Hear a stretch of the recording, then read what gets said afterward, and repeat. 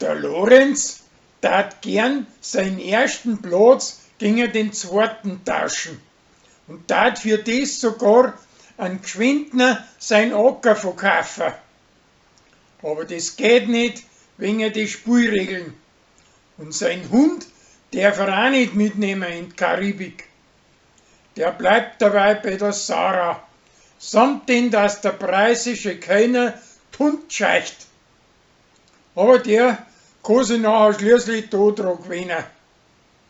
Danach wird er mit der Sarah vom Pfarrer zum Essen eingeladen. Und drum essen sie davor Pfefferoni, damit dass sie sich an den Rassengeschmack gewinnen.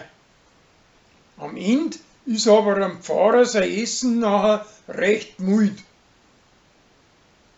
Das Zwiebel lässt sich von Flori schließlich da zu der Operation überreden und kriegt davon eine schlimme Embolie im Bascherl und hängt da auf Leben und Tod. Sie wird aber wieder und der Flori möchte, dass umzieht zu ihm auf Köln auf. Sie will aber schön für ein paar Wochen zu ihm auf Urlaub kommen.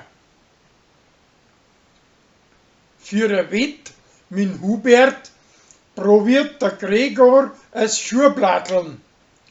Aber weil er sich was verreißt, gewinnt die Wett ein junger Bursch. In der Apotheke werden Pariser hergeschenkt und wegen den bildet sich zuerst der Chris ein, dass Tina hinter ihm her ist.